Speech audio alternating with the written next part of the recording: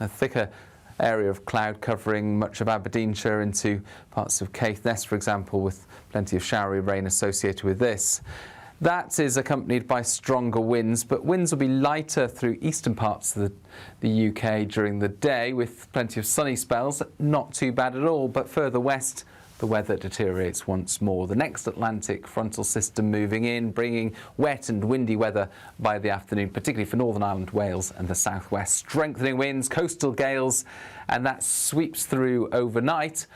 Again, replaced by plenty of showers and gusty winds, particularly around southern and southwestern coasts. These showers will be heavy and prolonged in places. A very unsettled outlook for the start of the weekend. It doesn't get much better. For Sunday, another band of rain moves through, once again replaced by showers, and low pressure remains in charge for the start of next week. Expect warm spells with the odd rude interruption. Box Boilers sponsors the weather on GB News. Thank you so much for helping us to reach 8 million followers and subscribers across our social media channels. That's 8 million fearless Brits standing up for what really matters. Good evening. This is the latest AI travel news from gbnews.com. The A9 at Dunbeath is closed. Avoid the area. On the M4 westbound, expect congestion from junctions 24 to 26. Lincolnshire's A1 southbound is shut between the A607 and A151. In Staffordshire, expect delays on the A38 northbound between A5121 and A5132 junctions. The M3 westbound in Surrey has 10-minute delays at junctions 3 and 4. Heavy congestion affects the A34 southbound in West Berkshire. And on the trains, Cross Country and Great Western Railway report significant disruptions. For more travel news, go to gbnews.com. It's the big one. Your chance to win a whopping £85,000 in tax-free cash. The largest cash prize we've given away to date. That's like over £7,000 a month extra in your bank account each month for 12 whole months. That's a year of yes. Yes to holidays, yes to treats, yes to shopping trips, yes to home improvements. For a chance to win £85,000 cash, text cash to 63225. One entry costs £2.50 plus one standard network rate message. Or text bonus to 63225. 5 entries cost £5 plus one standard network rate message. Go to gbnews.com/win. Entries start at £2.50. Call 0903 686 3232. Calls cost £2.50 plus your network access charge. Or post your name and number to GB18 PO Box 8690 Derby DE1 9TT. UK only. Entrance must be 18 or over. Lines close at 4 p.m. on the 30th of January. Please check the closing time if listening or watching on demand. Good luck. Westminster, the ultimate clique. And you're fighting like rats in a sack. But here on the Camilla Tominey Show, we ask the questions the establishment media is too scared to ask. OK, let me ask you a straight question, because I know you're a straight-talking politician. Whether it's net zero, illegal immigration or law and order, nothing is off limits. You had the power then.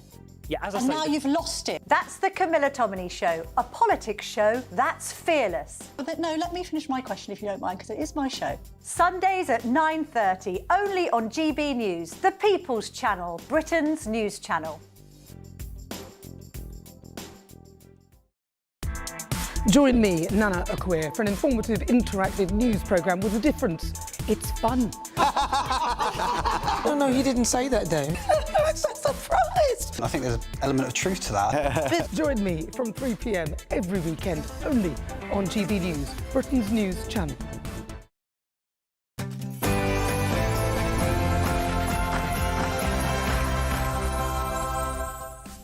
Good evening. Tonight we discuss 4 important mayoral contests that had been promised will now be postponed for 2 years. What is it about this Prime Minister and democracy and liberty and freedom? Glasgow. We're going to study Glasgow and have a look at what the effects of multiculturalism have been. It's a difficult debate.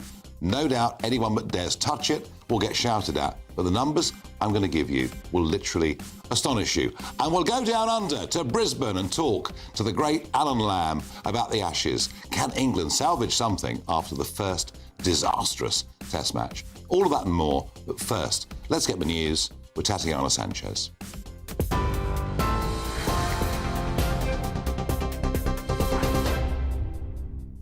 Nigel, thank you. The top stories. The Prime Minister says the public inquiry into the death of Dawn Sturgis is clear that the moral responsibility lies with President Putin and provides further evidence of the shocking and reckless hostile activity on UK soil. The report found the operation to poison double agent Sergei Skripal in Salisbury was authorised at the highest level. Russian military intelligence agents acted on direct instructions before recklessly discarding the perfume bottle that later killed Miss Sturgis. Investigators say her condition was unsurvivable after she unwittingly sprayed herself with the Novichok from the perfume bottle left by the Russian hit squad. Sir Keir Starmer says the inquiry shows the UK must remain vigilant to Russian threats. It's very important that we put in the most stringent sanctions on the GRU for the first time, but it also reinforces why we need to remain vigilant to the ever-present threat that is there from Putin and from Russia. That's not just in Ukraine. In this case, the report is clear. It's on our soil. And here I am at Lossiemouth, where we've been discussing with personnel the work that they are doing to keep us safe from Russian threats, particularly in our waters. Conservatives are vowing to fight the government's decision to delay new mayoral elections every step of the way. The votes, originally due next May in Essex, Norfolk and Suffolk, Hampshire and the Solent, and Sussex and Brighton, have been pushed back to 2028. The government says local reorganisation isn't ready and the new regions must be set up properly to deliver the powers they've been promised. But opposition leader Kemi Badenoch calls it an attack on democracy, accusing Labour of stalling because it fears the result. This is yet another example of Labour not being ready for government. This reorganisation is taking too long. I've been a local government minister, and there have been situations where you needed to postpone a year. So we'll have an extra year just so that we can be ready. This is now out of control. They need to have these elections. They should not be denying people democracy. Nigel Farage says Reform UK would have won every mayoral election that Labour has delayed for 2 years. Then there is, of course, one very big reason why these elections should not go ahead, and there's no prizes for guessing, but it is an electoral calculus put out their figures just a couple of hours ago that Reform would have won all 4 of these contests and would have won them quite comfortably. And several countries have pulled out of the 2026 Eurovision Song Contest after Israel's participation was confirmed. Ireland, the Netherlands, Spain and Slovenia have announced they will boycott the singing competition after the General Assembly in Geneva today to discuss the future of the competition. Irish national broadcaster RTE said it will not broadcast or take part in the song contest, describing its participation as unconscionable given the appalling loss of lives in Gaza, they say. In a statement, the EBU said members had shown clear support for reforms to reinforce trust and protect neutrality. Those are the latest headlines for now. More in an hour.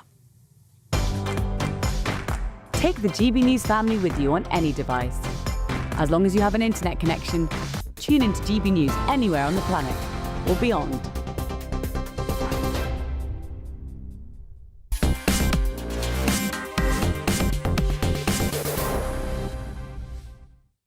Good evening. I do my very best to make sure this show is as objective as possible.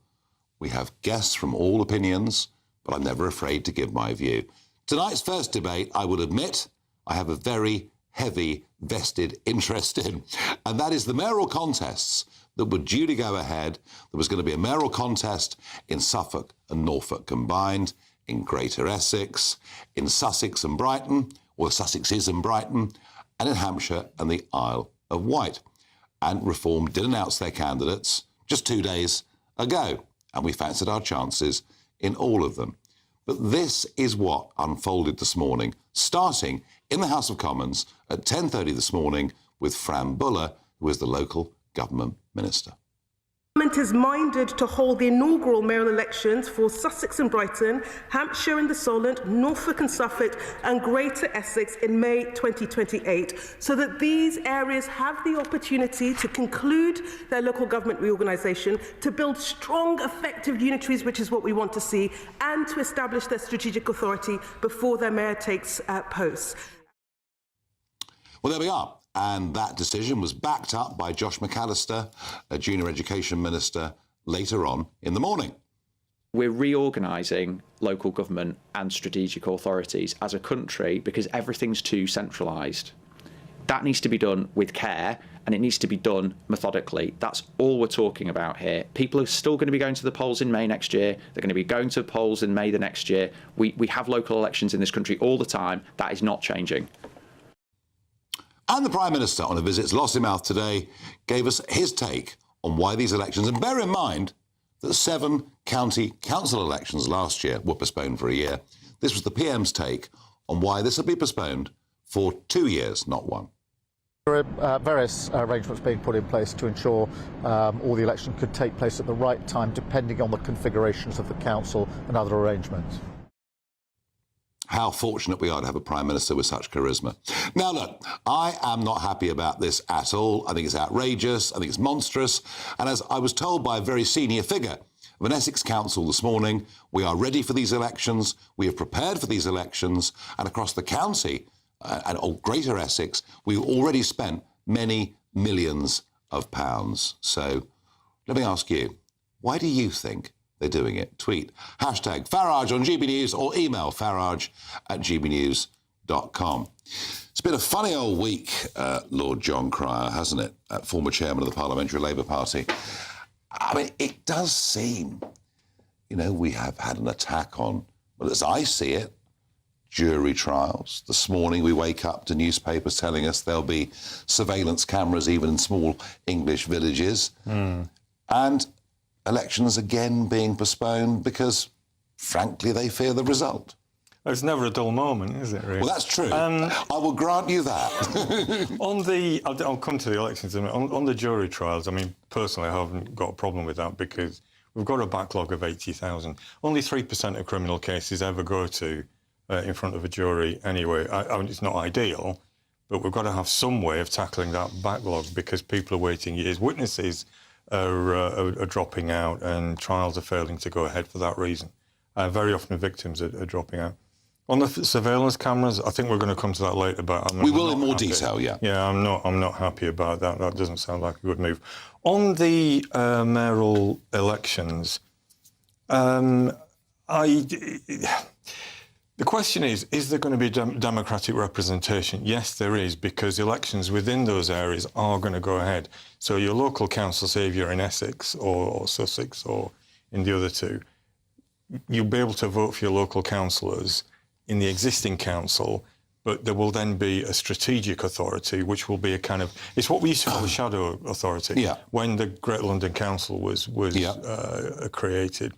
A shadow authority was created, I think, 2 years before and ran so it could get well established. I haven't got a problem with that. I think that seems perfectly reasonable to me. And in examples where elections have been rushed, and we have got examples of that in the early 70s, there was the biggest reorganisation of local government ever. 73. Under Ted Heath, yeah.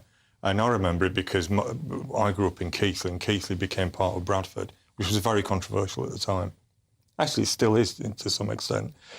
Those elections were rushed through, and you had very high levels of voter dissatisfaction. There were complaints about the process. There were endless debates in Parliament about it. Now, I think that if you're going to try and go through a methodical, rational process and get to the result that we all want, I don't mean what you were just talking about. I mean a democratic result that we all want. Then it's better to take your time. Well, I would point out also that Cheshire and Cumbria have already asked for a delay because they felt as though they couldn't get arrangements in place. Here's the odd thing, though. These counties will now be asked to vote in local elections in 2026, 2027 and 2028. And I just think the voters are going to get very weary and very confused. So my argument is, have a mayor in place, if that's what we have to do, have a mayor in place to explain to people what the process is. That's my feeling.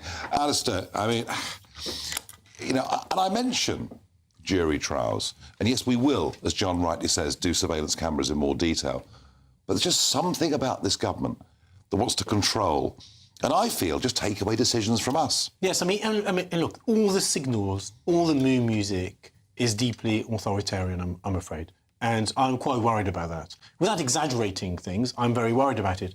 I think the attack on trial by jury is a terrible mistake, right? This is a huge change. It's at the heart of British political culture to have trial by jury. We've exported that all over the world. In a sense, it's Magna Carta under attack. Yes, it's Magna Carta under attack, exactly. We've exported that way of doing things all over the world. Countries all over the world think that we pioneered a form of justice that works. And we're just throwing it all away just because we've got a backlog or, maybe we're not spending enough money on one of the state's core functions. I'm all in favour of massively reducing the size of the state, cutting public spending, but we need to spend enough on the core night watchman functions of the state, and law and order is a core state function, and it needs to be done properly. We cannot sacrifice real justice just to save a few pennies, given that we're wasting so much money on everything else. So I'm deeply worried about that. I don't like the fact that it wasn't in the manifesto. We had an election 17 months ago. These sorts of major decisions should have been in the manifesto. We're being sprung this major change. I'm really completely opposed to it. When you look at the same time at what's going on with the mayors, you're seeing a government that doesn't know what it's doing in terms of democratic accountability, right? First of all, I'm not even in favour of creating all these local mayors. No. I'm not in favour of constantly reshaping local government. No, I get that. There are clearly problems with local government, and perhaps we need some changes.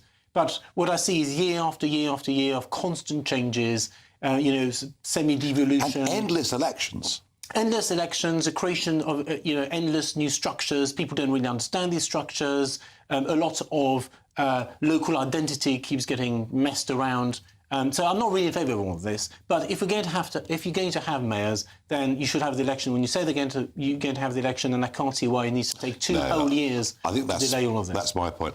Back on juries, because it really, I think this is all linked in terms of the government's attitude towards these things. You're right. We are 80,000 cases behind. I was in court recently.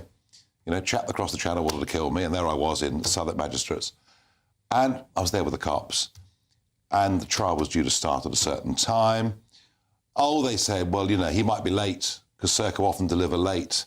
And the time I was supposed to start was delayed by an hour and another hour. Yeah. And I thought, actually, a bit more efficiency in the Crown Courts. But here's an idea.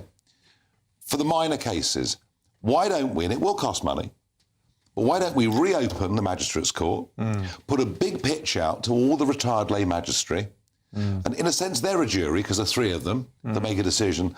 I think that, John, to me, would be a better way of doing this. I'd love to see magistrates' courts reopen. I mean, there was always where I grew up. I've lived in London since I was 18, but where I grew up, there was always a magistrates' court. It was always there in the centre of Keighley. That got closed down under the 2010-2015 coalition government. George Osborne strangled the money going to the criminal justice system. And I think, if you remember Alex Chalk, who was the Justice Secretary. Yeah. I heard Alex Chalk on Today a few days ago, and he said, the criminal justice system has never been a particular priority for governments of all stripes. And I think there's something in that. I'm hoping that this government will reverse that. But you can't, unless this is like a smaller state, you can't reduce the state and expect it to fulfil the functions like of an effective criminal justice system. And I can't be, with all the courts that are closed, and I don't see a magic wand appearing and them all getting reopened and all the lay magistrates coming out at the time. No, but I'm just trying to make a positive... Yeah, no, I can see the point you're making. I mean, one thing I would add to that, there was a period in the 2010s, something like that, where there was a bit of a move to full-time magistrates, stipendiary magistrates, instead of lay magistrates. I think there was a lot to be said for that, because I know defence lawyers who would tell you that they were getting people, serious criminals, bail, who should never have walked out of the court because they were able to run rings round very enthusiastic and decent magistrates. John Cryer makes the point very well that actually you can't avoid spending money on this. Yes. And spending money on this and making sure elections go ahead are all part of us, almost of a social contract. Yes. Of us having confidence. Yes, but these are core functions of the state. I'm happy to spend more money on this. Right? Okay. That is the whole point. I want to spend more money on the courts. And I think you could extend opening hours, for example. You might have weekend sessions. There's all sorts of things like that you could do. I think it's a scandal that justice is delayed for so many people, that, these backlogs are a real scandal. The previous government didn't sort them out. I'm not happy with the way this government wants to sort them out. I don't think you should sacrifice. But it does matter. I think it matters greatly. Yeah. Right. I think it's deeply unfair that people have to wait years, to go to court. No, absolutely. In a moment, after the break, we will talk about Glasgow, multiculturalism, and we'll have a very tough debate about subjects that are not easy. Grooming gangs, FGM, and so on.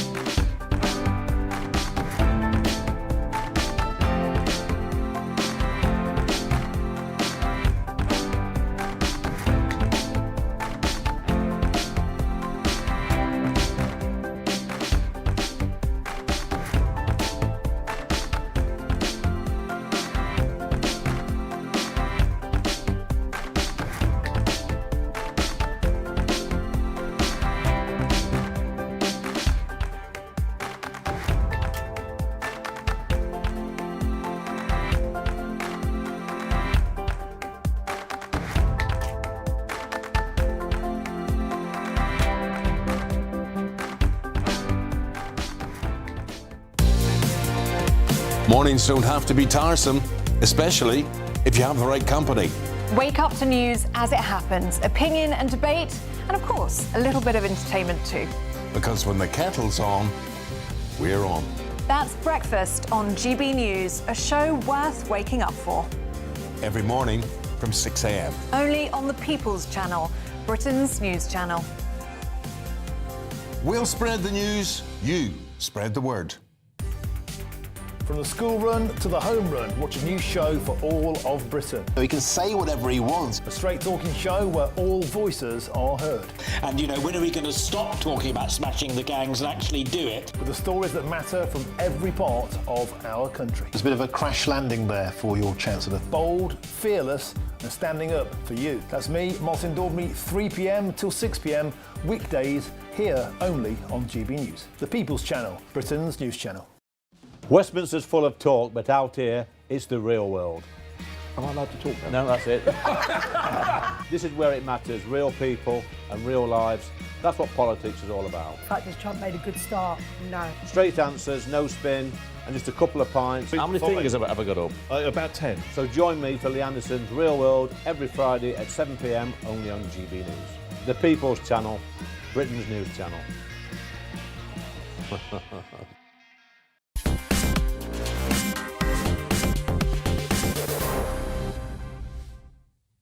I asked you at home, why are they postponing these elections for a full 2 years? Hugh says, is it not possible they simply postponed them for administrative rather than strategic reasons, Nigel? If not, wouldn't that amount to subverting democracy? Yes, I think that's the point I'm trying to make, actually. Alice says, I think it's pretty clear the government are running scared from both you and the Green Party, Nigel. Yeah, very interesting point, because they're doing rather well at the moment. And I think that Jeremy Corbyn and Zara Sultana's complete inability to get a political party off the ground has been an absolute boon to Zach Polanski, the new leader of the Greens. Now, let's talk Glasgow. Let's have a look at a headline that appeared in the Daily Telegraph just about, I think, 3 days ago.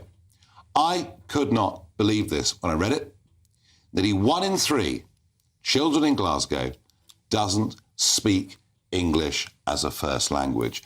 Why is that? Well, effectively, Glasgow is a sanctuary city, and it is the asylum capital of the United Kingdom. But we go on from that because there is now really big demand for there to be a full grooming gangs inquiry. The SNP, they've had a lot of pressure but they've ordered an independent review into grooming gangs in Scotland. It appears that what started in Yorkshire and Lancashire, actually the problem was much, much more widespread than we ever thought. And now one that is not particularly pleasant, but it's a shock. 1,200 cases of female genital mutilation in Glasgow alone over the last 5 years. Now, this suggests to me that Glasgow, the Scottish Government, has allowed a lot of people in from cultures that are very, very different to our own, with results that are, frankly, pretty horrific. John Cry, your family's had a long history of looking at these issues in Yorkshire and exposing them. I mean, it just... When you think about the argument, you know, diversity, diversity, diversity, well, I haven't got a problem with a bit of diversity, but it's like the sort of the whole cultural nature of Glasgow is changing. Well, there are different issues there. Mixed up. On FGM, does that mean there have been convictions involving 12? Well, that's the point. There are hardly any. Yeah, that's there are hardly any ever. I think there have only been a couple since it was made illegal, which is a few years ago now. That's right. So I'm wondering where that information is coming from, how they can... I'm not saying that they're making it up. All I'm saying is that I wonder how they can know there are 1,200 cases. Well, there's actually an NHS estimate for costings. Ah, right, OK. That's how they... So since 2019, around the whole of the UK, the NHS estimate it's cost them £100 million. Well, then the question is, why isn't this being reported to the police? And if it is being reported to the police, why aren't the police coming down in it like a... But isn't that the same argument about Rotherham? Yeah, it is the same. Isn't this the same argument that people knew these things were happening and sufficient action wasn't taking place? Well, that's what I'm worried about. I mean, that's why I raise it, because, you know, what you mentioned the grooming gangs, and we talked about this last time. My mum was the first person to raise it. 2003, that's when it started. Well, it started before that, but that's the first time that it was actually raised with her and then with other people. But there was far too much of a culture, and, you know, we've talked about this ad infinitum of, well, better not mention it, it might stir things up, it's all the problem. But isn't the same happening in Glasgow? Well, that's what I was going to say. It sounds like, if this is an NHS estimate, you assume that's accurate. Yeah. In that case, why aren't the consequences? No, this is and that's what I want. John, Alistair, I mean, Glasgow is being changed with a speed and rapidity that nobody ever asked for, nobody ever voted for. These figures they're quite shocking. Yes. I mean, the first thing I'd say, by the way, is that Lord Cry's mother was a hero in all of this. Yes, absolutely. I think, that's worth noting. Secondly, I think that it's quite clear that volumes of immigration have been much too high in Britain for years. I'm actually quite pro-immigration, but the volumes are just completely wrong. And the kinds of people are also wrong. I think the most important thing when it comes to immigration is the people who do come have to be limited in numbers. They have to be people who are going to become net contributors. Yeah. They have to be people who love Britain, who think, I love this country, I love its history, I want to be part of it, I want to become British, just like the American dream, you know, there's a British dream. And I think that we haven't proceeded with that sort of immigration. I agree with that, but look at where we are in Glasgow. Exactly. And so things have spiralled right out of control. These numbers are far too high. Integration's not taking place. So what do we do? We have to do several different things at the same time. One of them is we've got to reform welfare for immigrants and for British people, I'd add. The second is we need to change our approach, the sort of cringe-worthy approach where we're not proud to be British, where we don't ask enough of people when it comes to integration, but not just integration in the sense of having a job and, you know, buying a house and being part of the economy of a society. I'm talking about integration in the sense of buying into that society, right? Loving Britain, loving the society, not wanting to change it, but wanting to strengthen it. And I think the Americans have long been much better than we have when it comes to that. But fundamentally, none of this is going to work or happen unless we drastically reduce the volumes of immigration, both legal and illegal, into Britain. I don't disagree with that, Alistair Heath, one bit. But, John, we are where we are in a city like this. What the hell do we do? Well, I don't know. I mean, the headline, 1 in 3 children don't speak English, it actually sounded like 1 in 3 children don't have English as a first language. Now, that's not necessarily the same thing as not speaking English. No, we don't know the drill down on that. We don't. But I've got a lot of relatives who are Sikhs and who came, the first generation, came to this country in the 1950s. The next generation who were born here grew up speaking English. They spoke English from going to school, so from the age of 5. Spoke Punjabi before that. But if you met them now, they speak absolutely, received English without an accent. That's partly because, well, I think maybe for 2 reasons. One thing is that in those days we only had terrestrial television. So what you had on in the background was the BBC or the ITV. Now there are channels in all languages. I'm not sure you can do anything about that. But also the parents, the first generation who came, as I say, to work in the 50s, they brought their children up to be proud of being in Britain, to be proud of who they were, and they attached great importance to education and speaking English. Well, you may be right. It's possible that all these people who have English as a second language become fluent and become integrated, but I'm just suggesting the numbers are so big that may pose one hell of a problem. Yeah, no, I think that's probably true. And, one of the reasons why I objected to the European Union, always did, was I never agreed with freedom of movement. I always thought, I couldn't understand why people on the left, why trade unionists in particular, thought freedom of movement was a great thing. It's not. I mean, it's sort of like freedom to be exploited by the lowest common denominator. But now we've, I know a lot of people won't agree with this, but at least immigration policy can be made in London and the government is accountable for that policy. And it wasn't for a long time. For all those years inside the EU, British government successfully... Well, we are in control. Nothing to do with us. No, we are in control. We've made an absolute mess of it. Yes, exactly. I mean, so just a quick sort of last thought on this, Alistair, from you. Shabama Mahmood has come in as a new Home Secretary and she's looked at the camera and she's been very tough and she's given a lot of analysis that you would agree with. Do you think they'll deliver? I don't think they'll deliver everything she's saying, no. I just don't think they'll be able to get that past some of these MPs. And also, I'd say that her words are very good, but I suspect that the detail of her policy doesn't actually go far enough. So I'd actually go further than she wants to go on certain issues. But I think the bigger problem is the left, generally, right? Because I think a lot of people on the left think that what she's saying is anathema. They consider her to be very right-wing and all that kind of stuff. Yeah, but the Greens are campaigning on no borders at all. Oh, right. I mean, I think that's completely insane, but I think there's 20%... mad, isn't it? I think 20 or 25% of the population will probably agree with this open borders stuff. The far left is growing in Britain, which is why the Green Party is doing well. But I think 75% of the population would be totally horrified by that. I think it was a common-sense majority. Now, Patrick Christys has been in Merthyr Tydfil all day today. Remember, that was a parliamentary seat represented by Keir Hardie many, many, many years ago.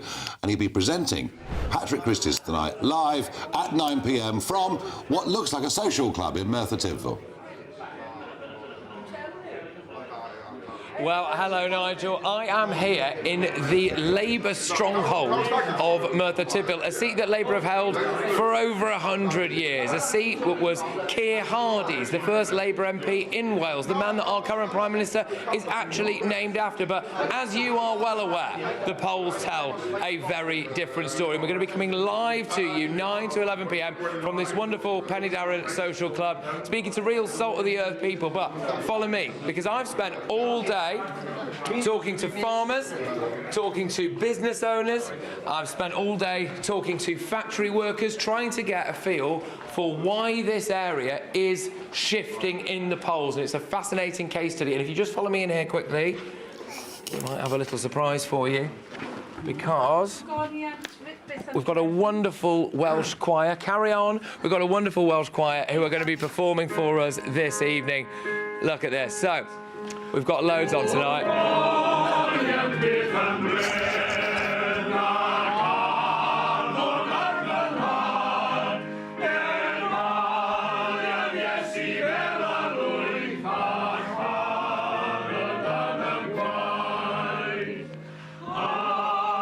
Merthyr Tydfil is the place to be this evening, 9 to 11 p.m. Don't miss it. Very good, Patrick. Thank you very much indeed. And Patrick there with his usual energy. I'm sure it'll be a great and entertaining show. And on that subject, I did last week a couple of times mention the fact that I was going to do a live Christmas special for GB News on the 18th of December from Chelmsford. And can I tell you, please don't bother to apply for tickets. We've sold 1,000 already and we're full. In a moment, let's discuss facial recognition. Is this to be a game changer in solving crime or the biggest ever intrusion for the state into our lives?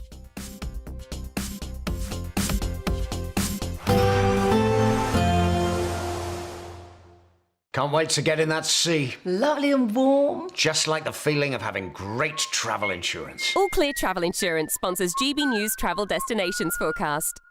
Heavy rain and strong winds across the eastern end of the Mediterranean, bringing some pretty heavy downpours across parts of Greece in particular during Friday, but also southern parts of Turkey with those gusty winds. Showers again for southern Italy, particularly for Sardinia and Sicily. The east coast of Spain and the Balearics looking largely dry and fine on Friday. And plenty of sunshine across the Canaries. That will continue as we head through the weekend, and things should calm down in Greece during the weekend as well. All Clear Travel Insurance sponsors GB News Travel Destinations Forecast. Hello again and welcome to the latest update from the Met Office for GB News.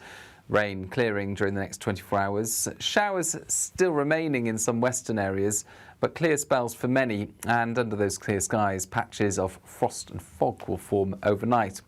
We're in a gap between weather systems. This weather front turning up later in the day on Friday will bring some wet weather, and Thursday's wet weather is clearing into the far northeast of the UK, the rain turning more showery. That means in between, clear spells overnight, and under those clear skies with light winds in places, we will see some frost and fog, particularly through parts of the Midlands and southeast England.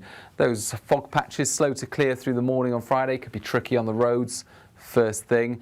There'll be showers continuing in the west. That means generally frost-free in the west first thing, but elsewhere, decent sunny spells away from those dense freezing fog patches around the southeast of England. Into the northwest of England, and we've got showers and patchy cloud. Likewise across Scotland, a thicker area of cloud covering much of Aberdeenshire into parts of Caithness, for example, with plenty of showery rain associated with this.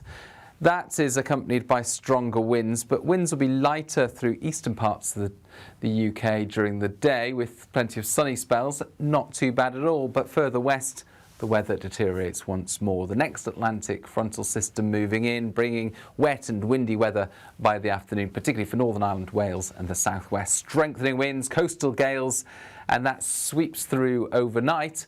Again, replaced by plenty of showers and gusty winds, particularly around southern and southwestern coasts. These showers will be heavy and prolonged in places. A very unsettled outlook for the start of the weekend. It doesn't get much better. For Sunday, another band of rain moves through, once again replaced by showers, and low pressure remains in charge for the start of next week. You want to know what's really going on in the corridors of power? Labour don't know what to do with you half the time, and that makes you quite lethal in the chamber. Get behind the headlines with Chopper's Political Podcast. Join me, Christopher Hope, as I sit down with the great and the good of British politics. We'll see where this ruling takes us. These are the stories shaping our nation. Chopper's Political Podcast, available now on all platforms. Listen in and stay ahead. Decisions made in Washington aren't just shaping America, they're shaping Britain too. From migration to global security, from crime to health. Whatever happens in the White House today will be felt in your town or city tomorrow. That's why The Late Show is live from Washington, D.C. Cutting through the politics to show you what it all means for Britain. The Late Show live every night at midnight. Only on GB News, Britain's news channel.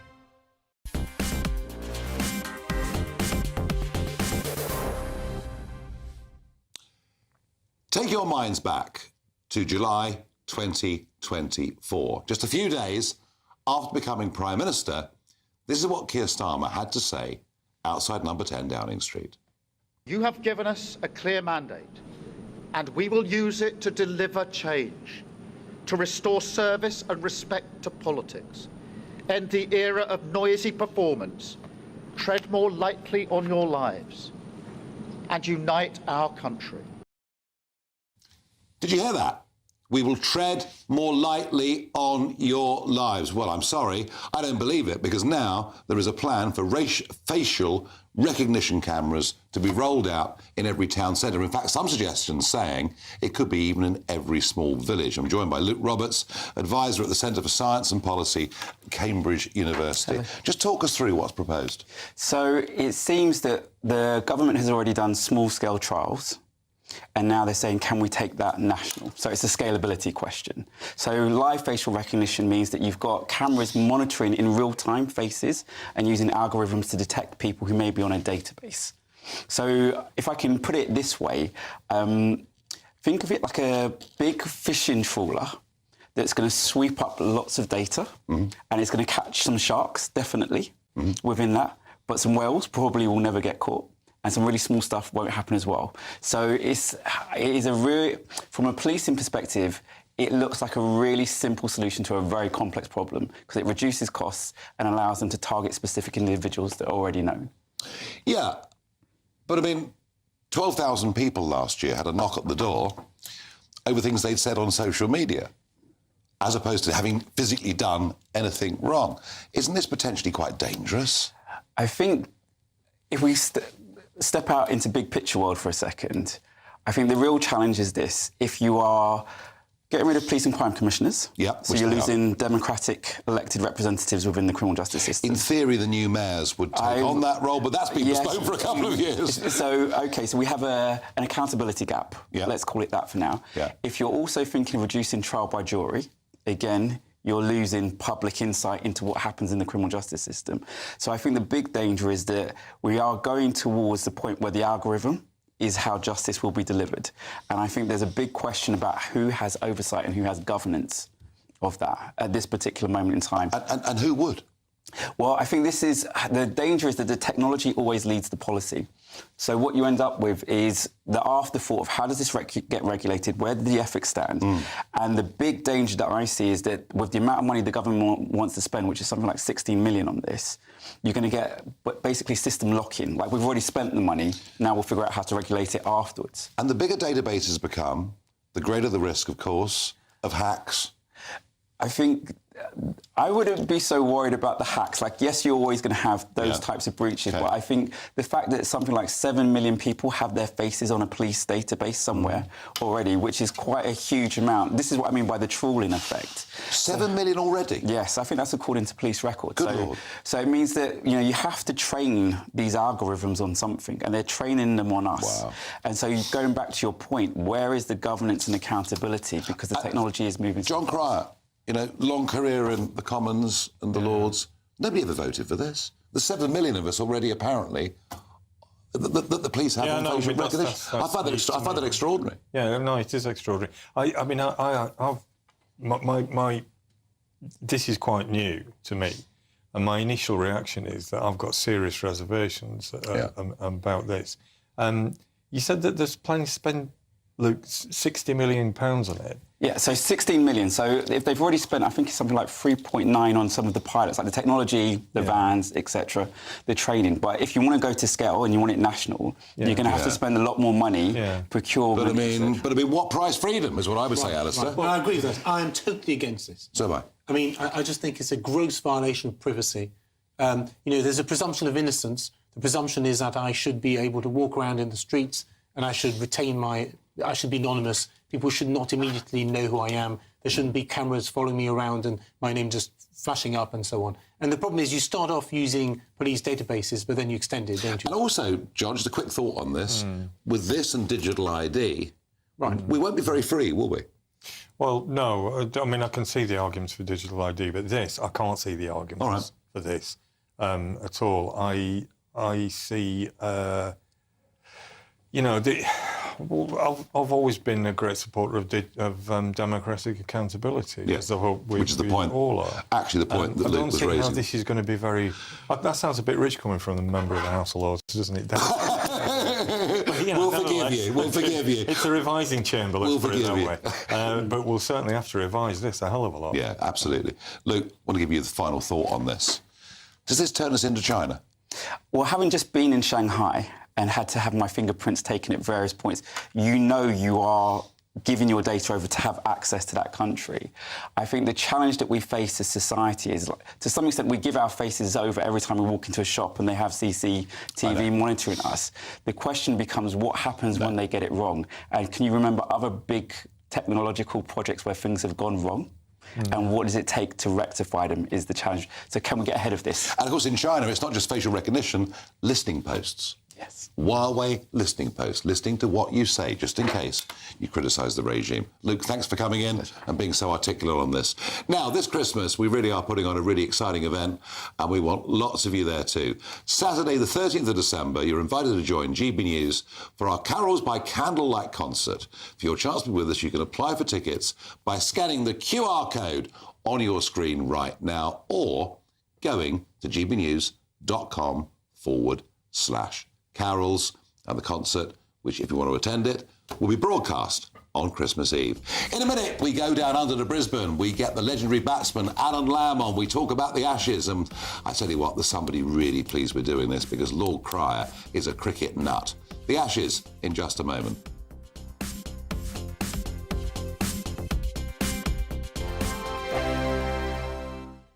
No matter the state it's in, this is our nation. Join me, Jacob Rees-Mogg, for a genuine, honest discussion on where we have been, where we are going, and where we are with the people who set the direction. Tune in to State of the Nation every Monday to Thursday, 8 to 9 o'clock. Only on GB News. Exciting news. Every Friday, my Patrick Christie's Tonight Show is going to have a twist to it. We're welcoming some special guests. You. That's right, on Fridays I'm going to be doing my show in front of a live studio audience, because this show is about you and what you have to say. It's going to be the same big debates, same big topics, same big opinions, but every Friday night at 9 p.m. you are invited to come on down to Patrick Christie's Tonight to be a part of the action. Only on GB News, the People's Channel, Britain's news channel. Hi, I'm Michelle Dewberry, and my show is your opportunity to cut through all the noise and dive in headfirst to some robust debates. Ideas clash. Situation, isn't it? No, because the failure is you're deliberately avoiding my point. Nothing's held back. And if you think this is the end of it, wait for more. And we do not shy away from the difficult stuff. Sometimes I want to shake people and say, if only you understood. So join me on Jubes & Co. weeknights at 6 p.m. only on GB News, Britain's news channel. Mornings don't have to be tiresome, especially if you have the right company. Wake up to news as it happens, opinion and debate, and of course, a little bit of entertainment too. Because when the kettle's on, we're on. That's Breakfast on GB News, a show worth waking up for. Every morning from 6 a.m. Only on the People's Channel, Britain's news channel. We'll spread the news, you spread the word. From the school run to the home run, watch a new show for all of Britain. He can say whatever he wants. A straight-talking show where all voices are heard.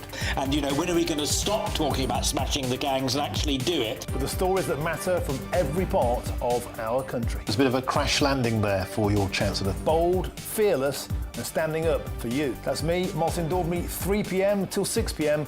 weekdays, here only on GB News. The People's Channel, Britain's news channel. Britain was once the envy of the world. But look around. A nation that no longer knows what it is or where it's going. A country that's broken. How do we fix Britain? How do we bring it back? Friday night with Matt Goodwin at 8 p.m. only on GB News. Britain deserves a newsroom that puts the facts and your voice first. Well, and that's what you get on GB News. Lively debates, lively conversation. And we're not afraid to hold power to account. And each other. So join me, Andrew Pierce. And me, Miriam Gates, for Britain's Newsroom, weekdays from 9:30 on GB News.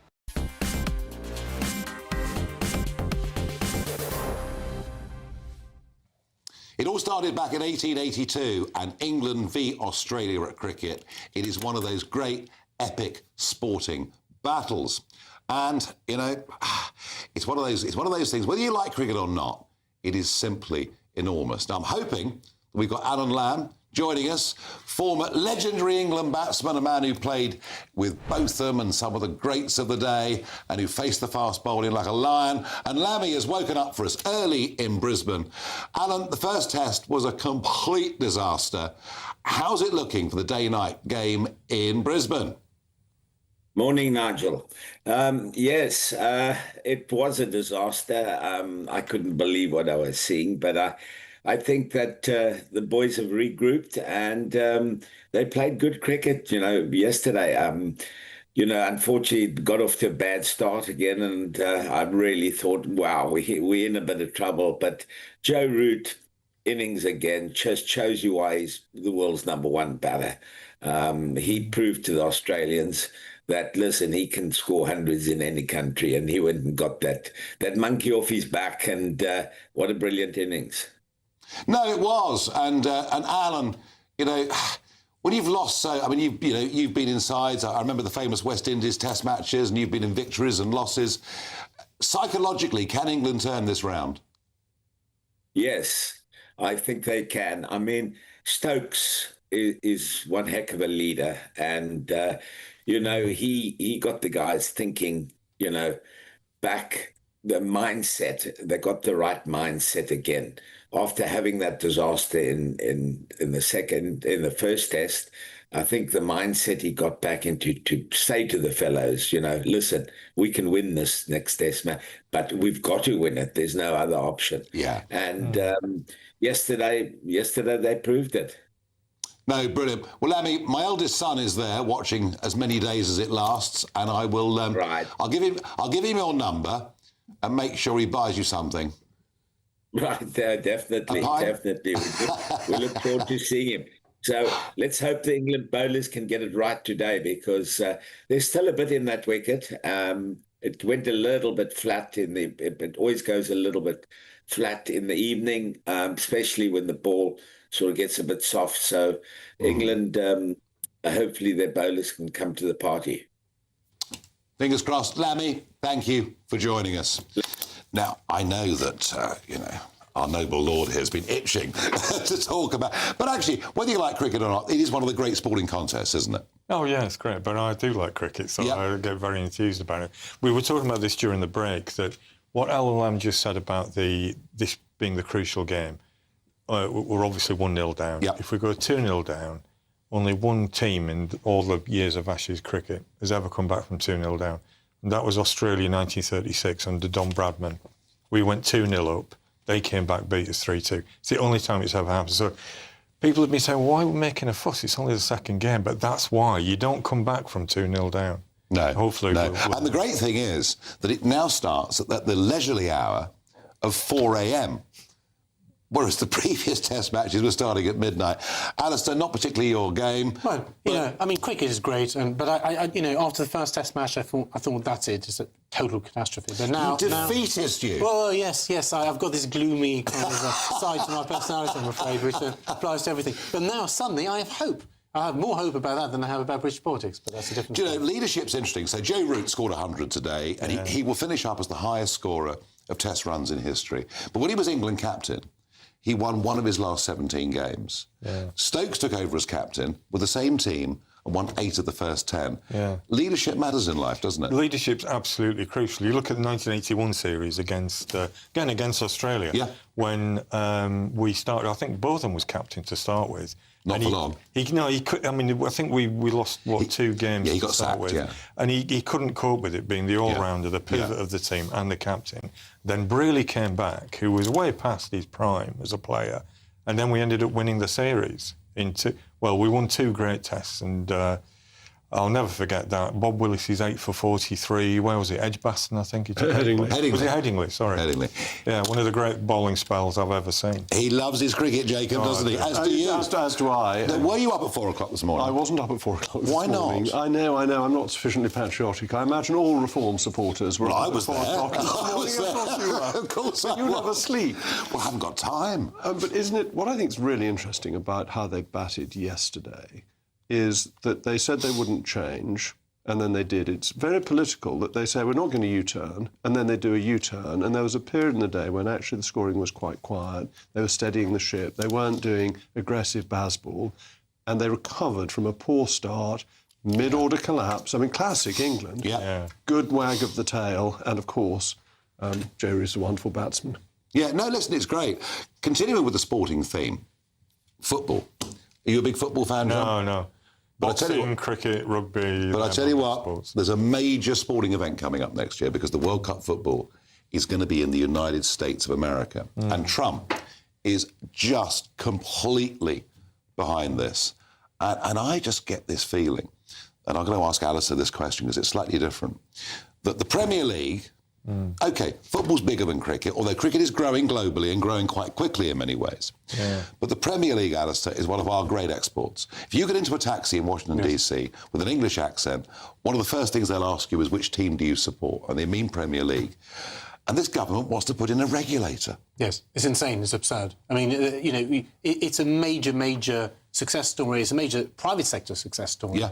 And trying to regulate it is completely ridiculous. But then, they're trying to regulate everything that moves, just like the previous government was trying to regulate everything that moves, price controls and price fixing, and the government is better than everybody else, and the government doesn't, right? Sport mustn't be controlled by the government. It's something that has to just... What's the matter with you lot, John Cryer? The regulator's not going to control football. Oh, I don't know. When I was still an MP, I know I keep harping on about it, the local club was Leyton Orient. Now, Leyton Orient very, very nearly disappeared. It's the second oldest club. When I say I'm not a big football fan, I am to some extent. Orient's the second oldest club in London. The reason was that we had an owner, I better not name him, because he's still knocking about, who took us down 4 divisions in 4 years and then disappeared, left all the bills unpaid. Why was that? It was because he passed the fit and proper person test, which was non-existent. The FA fit and proper person test was always, have you got a lot of money? And if the answer was yes, right, come in then. And people were allowed to buy up clubs, and that happened to... Well, a couple of clubs did go under, and a number of clubs very nearly went under. And that's why there was such... before the election, there was a head of steam behind... I think the Tories would be doing this. Remember, it was a Tory MP, Tracy Crouch, who produced the report... No, I know. Which this I know. And by the way, with the minor clubs, I do understand the point you're making. There have been some rogues that have bought them. I'm not sure quite with the Premier League it applies. Anyway, gentlemen, thank you for being on the panel tonight, covering a very wide range of subjects. But of course, coming up next, and he won't be discussing the Ashes at all, he'll be talking about serious politics, is of course Jacob Rees-Mogg. Jacob, what are we doing this evening? Well, really serious politics, the most serious politics, the cancelling of elections. 7 million people to lose the right to vote, 5.5 million lost it last year, and it's because they're frightened of you. What is most sinister is that by delaying it 2 years, they changed the voting system. So it goes from first past the post to proportional representation. What does that do? Makes it harder for you to win. Actually, it's good for the Tories, but I believe in democracy rather than what is immediately to the interest of my own party. Why do they think it's acceptable to do it, Jacob? Oh, because they're desperate. The whole blob is desperate. It wouldn't surprise me if the next 2 years you're not arrested on some trumped-up charge. They will try and do to you what the Democrats tried to do to Trump. That's the next play. So they try and stop elections. They put out smear stories about you. The BBC smears you. All the blob going for you and trying to stop you winning elections. And I think it's quite disgraceful and needs to be exposed for what it is. Well, thanks. I mean, Jacob's really made my weekend there by saying that I could be arrested at any point for almost anything. I think what I might well do now is go for a pint, actually, because it's all a little bit too much. But before Jacob, let's have a look at the all-important weather.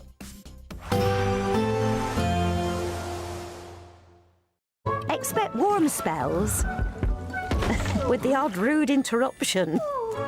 Box Boiler sponsors the weather on GB News. Hello again and welcome to the latest update from the Met Office for GB News. Rain clearing during the next 24 hours. Showers still remaining in some western areas, but clear spells for many. And under those clear skies, patches of frost and fog will form overnight. We're in a gap between weather systems. This weather front turning up later in the day on Friday will bring some wet weather, and Thursday's wet weather is clearing into the far northeast of the UK, the rain turning more showery. That means in between, clear spells overnight, and under those clear skies with light